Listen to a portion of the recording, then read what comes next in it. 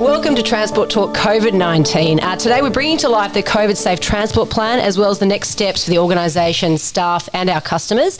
We're joined by Rod Staples, the Secretary of Transport for New South Wales, Julie-Anne Tooth, the Director of People and Change at New South Wales Trainlink, Mark Hutchings, the Executive Director of the COVID Taskforce at Transport, and also Chris Bennetts, who's the Head of Technology and Innovation.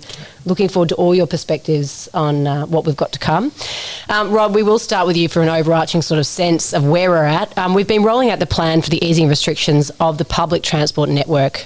There were two focuses: importance of maintaining physical distancing and allowing a staged approach to travel on the network by our customers. Can you talk us through the planning process and then the implementation? Yeah, look, thanks, Kate. It's certainly been a big couple of weeks in the transport space in terms of helping the broader community. We've really transitioned from a focus around carrying essential workers to now, as the restrictions are easing, to really help school kids get back to school, which is just so important, as we all know, and helping people get back into jobs. So that does mean more people travelling, but for a really, really good reason. And our focus in transport is to allow them to do that and to do that for them to do that safely, really.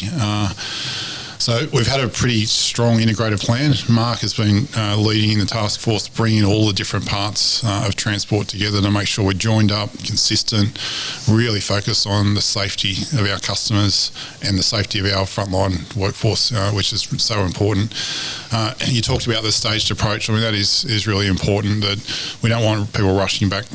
We want confidence in our public transport service, not just today, but in the weeks and months ahead. So really helping customers to understand and make choice whether or not they really need to travel or not, and give priority to those kids that we want in school and those workers that actually need to get to the workplace. So if you don't need to, don't travel, has been the simple thing. So once we understand the sorts of levels of demand we've got on the network, then we can start to relax further the directions we're giving to customers, depending on whether we've got some capacity available. The other big thing in this is, in terms of big foundation stone for keeping the network safe, is just creating distance and space on the network. Early on, it was really easy. We had such a collapse in the demand on our network, and the customers, we went from 2.3 million trips a day to about 400,000. So it was easy. Anyone that was travelling could keep a lot of distance between themselves. But as it's coming back, and we're hundreds of thousands a week increasing in the last couple of weeks, we're starting to lose that distance. So we've made a decision to be really helpful for customers, really directive, by putting green dots out on all of our modes of transport to help them understand what's the sort of distance that they need to keep themselves safe in their travel. So there are a couple of the really key measures. There's a lot more in and around that in terms of customer information in particular, which I think Chris has got great insights on in terms of the sort of technologies that we've been able to bring to the fore really rapidly to help with that response. But it's been a good start, but we know we've got some big weeks ahead as more people start travelling. Well, Chris, let's come to you on that. So in terms of data, we're obviously monitoring the patronage on the network extremely closely. How are we getting that data? What's it telling us? Yeah, well, I mean, so actually coming here today, I got to sit on the green dot, my first time using public transport in a couple of months. So it was a really interesting experience to kind of do that. And it did make me kind of reflect on everything that the team's been working on around data and technology and that whole COVID task force and what we're doing. So it's actually really good to be a customer and kind of travel out there and see what was happening.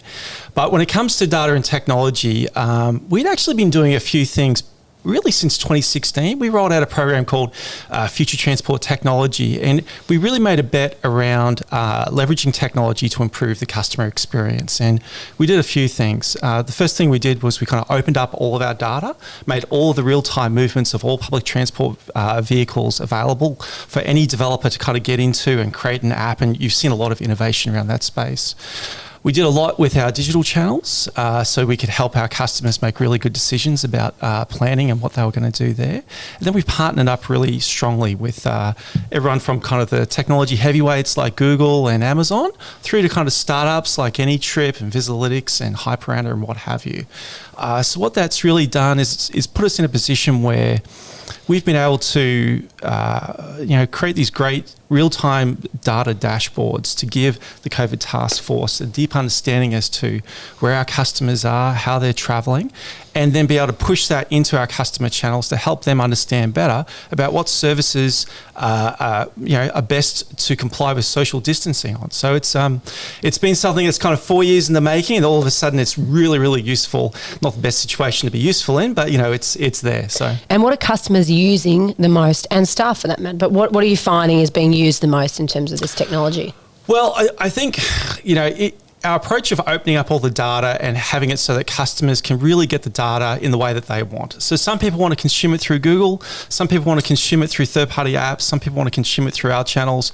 But what we try and do is just make a consistent experience. So what they get is when the next services are departing, they get we nickname our Jelly Baby system. So they get to see how full those services are, and they can make decisions about when and what they want to travel on.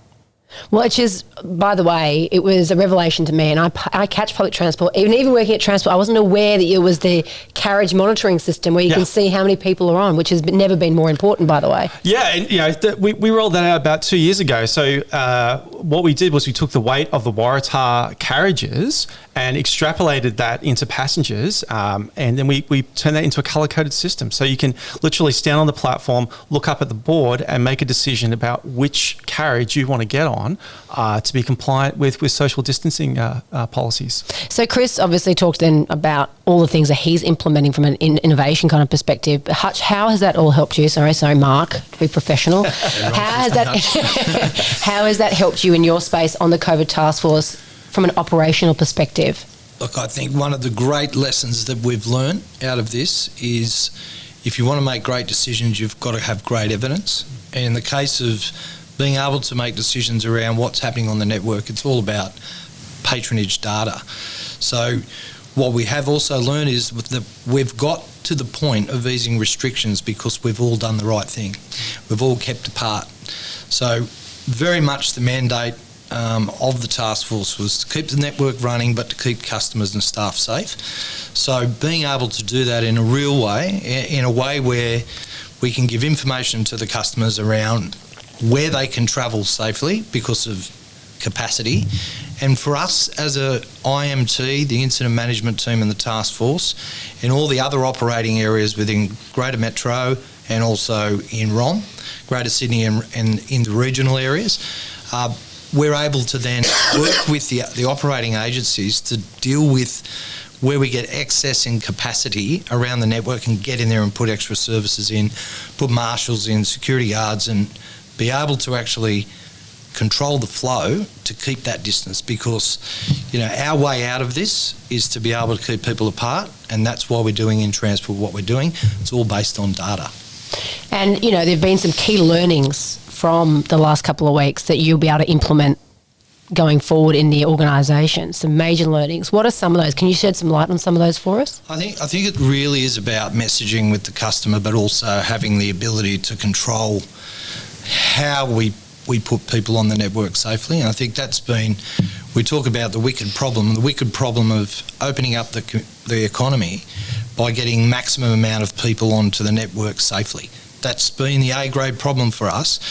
And by virtue of being able to get that messaging out to the customers and saying, you know what, can you do something differently? Can you work or can you travel at a different time? We traditionally look at the AM and PM peak.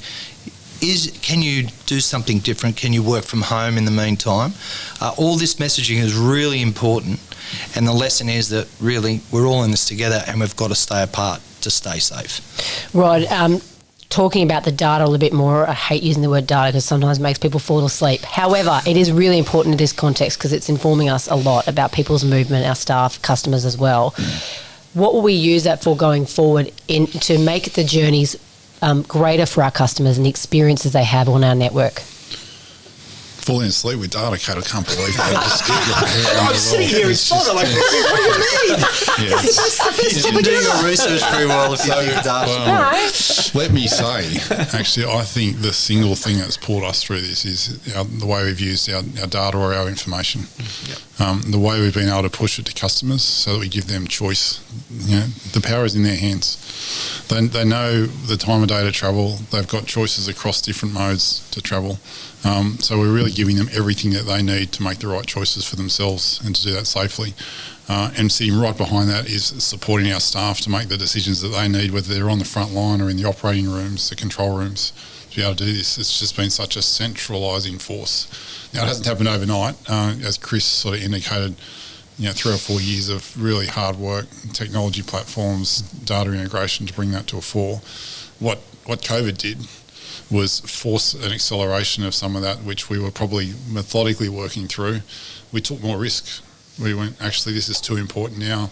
We won't take quite so long to validate some of these things. We're just going to break down all the natural barriers and we're going to make it happen really, really rapidly and back ourselves to make it work. And look, some things have gone wrong along the way. Not every bit has worked so well, but I think the dividends are out there for customers and our frontline staff.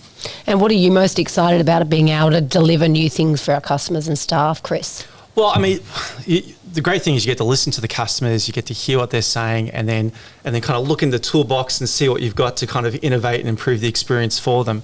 And one of the great things that's also come out of this this whole COVID experience is being able to pick up the phone to all of our technology partners, whether it be startups or those kind of international giants, and ask them the question, can you help us with this? And what we found is everyone from a 2-person startup right through to multinationals have leant in and said, how can we help? And they've thrown everything at it, and they've done it from a real sense of wanting to kind of contribute back into society. So we've been able to pick up the phone and just ask them, and they said yes, and the COVID task force pretty much been able to get whatever that they need, I think. Made your job easier. Julie-Anne, well, it was all in the face there. / confusing. Too much information? No, it's just I guess what Chris is saying is that everyone really understands the impact that this pandemic has had on everybody. People are suffering out there. We've had people lose family members. It's a really serious thing. And so when we've reached out to the customers and asked them to do the right thing, they have. We haven't seen this massive onslaught of people onto the network. People have been very cautious and they're listening to the messaging. But when we've reached out to external agencies, whether it's been another government agency or whether it's been private company, everyone's been willing to really get on board and help. And I think, if anything, the thing that we would like to hang on to is that collaboration between government agencies and our customers to get us through this, like we have in every other crisis that we've ever met. So that's the thing I'd like to see continue on. Someone who'd be able to shed some light on the sort of internal workings at play here and a lot of our own staff is Julie-Anne from People and Change at Trainlink. What are your insights into how the frontline staff firstly have gone? Because it's been a tough few months for them. Yeah, it has been really difficult, and I think we got out early at the start with a lot of measures to make sure that they were well and safe. But we wanted to really take stock and check how we were going and how that was being received. So at the start of May, we decided in the people and culture space across transport that we'd run a pulse survey with our people. And that was really to check in with how they were going and also to find out what else we could be doing to support them. What were the other actions that we might need to be taking at this point in time. And so we got a response from 30% of our workforce, so it's a really good sample size to give us a sense of how people are going. And what we've heard is that they're feeling very supported and safe in the work that they're doing, which is great, which is fantastic. But we still have a lot more work to do in terms of supporting our frontline. They're the ones that are out every day, still in the community. And so for us, the focus really needs to be on them. Also, the well-being, we've noticed our well-being's lower than we would normally expect it to be. So prior to the pandemic, we're about 5 points down than where we'd normally be. And I think that's to be expected when you think about our staff are juggling. Those that have the opportunity to work from home have been juggling. They're juggling the schooling and the caring responsibilities, etc. Our leaders are also juggling. They're taking on increased responsibility for the care and support of our people. So they're spending more time checking in with their people and making sure their people are okay. And also our frontline as well. they're feeling, rightfully anxious and concerned. So their safety and well-being has been very much our focus. What is the sort of major theme that you see reoccurring among our staff who are working from home, and there are over 10,000 of them? What are they most concerned about in the coming weeks and months? What do they want to know?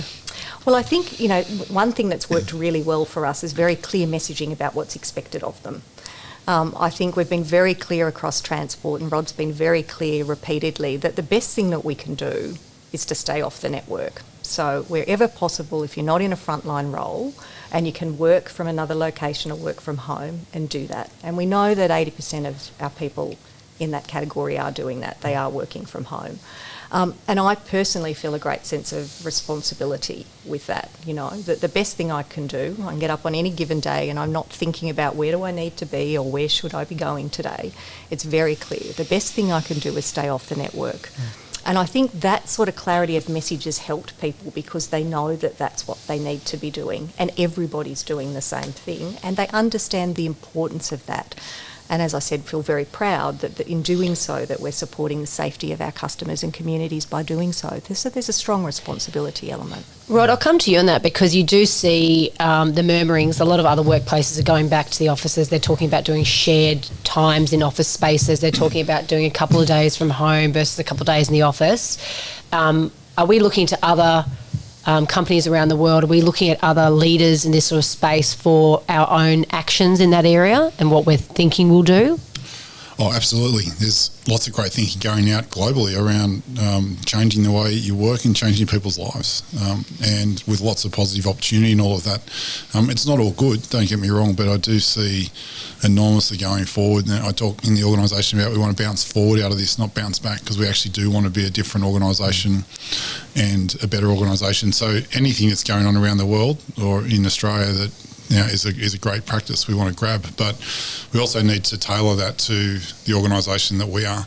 And we're really interesting. One of the things I love about leading this organisation is the blend of frontline people right through to those that work in the backgrounds and don't do very much in terms of being seen publicly, but are actually doing really important work, through to construction to strategic planning. The diversity is enormous. So there isn't a one-size-fits-all where we have our whole workforce working from home. There isn't a one-size-fits-all where they're all in the office. We've got a big opportunity to really blend and change and adapt depending on the work that's on. I even see great opportunity for frontline to work a bit differently. Some of their job is not done on the front line. And so why do we need them to be there all the time? Maybe there's some flexibility we can offer to them about part of their job being done in a different way as well. So it's not just about part of the organisation, it's about all of it. Hutch, we're looking at different things. We're asking our own people to stay off the network to alleviate that stress on it. We've also got a lot of other measures in place to control the crowds that are on the network currently. Marshalling, extra services. Do you want to talk to that about? Yeah, look, I think right from the beginning, we knew that we would be getting more people coming back, more customers coming back on the network. It was inevitable. Restrictions were going to be lifted. But when we actually put our mind to what that could potentially mean, the Clovelly Beach kept popping into my head around beach is open, be smart, come back. And of course they were inundated by people wanting to get out, obviously. So we knew that really the only way that we can really help the customers stay safe was to put some controls around what our capacity was going to be. And so when people see green dots, and Chris jumped on the train and sat on his first green dot, the reason for that is that we don't enforce it. It's about working with the customer to keep them distance. So those green dots are actually 1.5 metres apart. So there was a whole lot of tricky maths that went in to each one of our assets to work out how many we could fit on. But the beauty of that process is if the community remains distance, if everyone does the right thing, both staying at home, at work, from work, working at home, doing the right thing, then it means that over time, as we watch the cases, we can use the model that we've got and actually increase the capacity of people back on the network. But we can't do that until we get the health advice that says that it's safe to. So we're very mindful of the balance between people coming back to work in the businesses, particularly in the CBD areas and also in the regional areas, but how we can do that safely. And that's around what you'll see. The marshals are there to give people advice. And what we really do need is for customers to understand that they are in this just like we are. We want to come out of this. We want borders to be opened. We want to get back to our normal way of life, but we've got to do it together. And that's why we've put those controls in place, but it's very much predicated on the customer doing the right thing with us so we can get through this. Chris, through the data and the information on offer from our organisation, what do people want to know? What are they thirsty for? Internally, I think it's about what will this afternoon look like, what will this evening look like, what will later on this morning look like, and what's happening right now as close to real time as possible, just understanding where our customers are travelling and where we need to put extra resources to make that happen. And from a customer standpoint, what they're looking for is when they do have to return to work, when they are travelling, they're looking for trying to make the best decision possible about what service to take. And so what we've been able to do is to provide that through all of our channels. We typically do about 18 million trip plans a month. And so obviously that's taken a bit of a dive over the last couple of months. But what we're seeing is that's really starting to tick back up again. And so what we've now done is blended in historical information around what the service levels would typically be at for like tomorrow or the day after, so that it just helps customers make that choice a little bit easier. And Julie-Anne, from an internal perspective, our staff, there would be some among them that would be very keen to get into offices. How are we placating that desire in some? Well, I think it's about, the offices aren't completely closed. It's about being responsible in the offices that they are attending. And there are opportunities for all of us to go into the office when we need to. But I think back to my earlier point, the messaging's been really clear. You know, the best thing you can do is to stay remote if you can and come in when you need to do the things that you need to do, as opposed to being there all the time. I want to touch on regional because obviously New South Wales Trainlink is really quite regional focused. Tell us about the experience for our people in the regions as opposed to a metro, because I am acutely aware that the COVID issue has not been felt in some areas regionally as well because it just didn't exist there, whereas in the city it's been concentrated, it feels at times. Yeah, but our regional people have been doing it really tough, you know, so you come out of bushfires into a COVID situation and drought and a whole range of other challenges, and then, you know, you throw COVID on top of it. So I've been very mindful about what that means for our staff in regional areas in particular. And when I think about a couple of our key regional areas in New South Wales, if I think about that Grafton, Coffs Harbour type area, and you also think about the mid-north coast, they've had the greatest levels of job loss across New South Wales. So they're about at 11% or more of job losses compared to the rest of the state, which is about 7% and nationally. So I've been very mindful that for our staff in particular, while I'm, you know, very proud to be part of transport and know that we've been able to keep people doing meaningful work and in meaningful jobs, that for many of those people, for many of their family members, their partners and their friends, they may not have been so lucky and they may not have jobs. And I think there's a piece about that that's always on my mind about the increased financial stress that maybe those communities are facing. And when you also think that many of those communities have a strong element of tourism and visitation, that's also been greatly impacted at this point in time. So to your point, while some of them may not have had the prevalence of COVID, I think they're feeling it very deeply in terms of the impact that it's having on them. And it's very much on front of mind for me how our frontline staff are feeling in those areas and what it means for their communities and customers. And what do you think next week will mean to them? From Monday, regional travel is allowed under the easing of restrictions. What does this mean to the regions from your perspective? Well, I think, one thing about regional people is they're highly resilient and they really like to get on with things. So I think there's a lot of optimism, you know, and excitement about people coming back on the network. But to be fair, there's a lot of anxiety as well. So I think the best thing that we can do is continue to support and care for them, and also make sure that all of the safety protocols are in place. But they're very much looking forward to seeing customers again. I know on our station staff in particular, many of them have swapped out the customer service duties that they really love doing. They really love engaging with the members of their communities and our customers. And for them, many of them have swapped some of those duties for increased cleaning, etc. And so they're really keen to see customers back on the network, but also will be, being very careful about managing the situation as well. Yeah. My sense is that because they're so connected to the communities, their desire to help get the tourists back out there and the tourism industry going and the jobs created, they're going to be really activated and really keen. Obviously anxious, as Julie-Anne said. But yeah, regional, getting a bit mixed up. They're going to be really keen. Right? The enthusiasm's going to be really high, even though they're anxious as well. And our Deputy Secretary, Carol Ann, who's just been out and visited some of the regional areas, has reported that, that they're really keen to get back into things and get back to work in that normal sense of work for them. And Rod, just briefly on the future, what are your focuses the next couple of weeks and months? Well, in many ways, obviously the imperative is the day-to-day operations, both within Sydney, or actually in Sydney, outer metropolitan areas as well as regional, all which have different sorts of challenges. And we've just been talking around really helping regional get going. There's going to be a lot of, I think, travel in the next couple of months, because people that have been locked up in metropolitan areas are going to want to get out. I'm pretty sure that my own family's going to want to get out as part of that as well. We need a bit of space, to be fair to say. But I think that's going to be great for regions. So for us, it's about making that journey as safe and easy as possible, whether it's on our trains or coaches or whether it's on the road network. Really important working with police around and that side of it. I think we want that to be a really positive experience for everyone, both those in the regions as well as people travelling to them.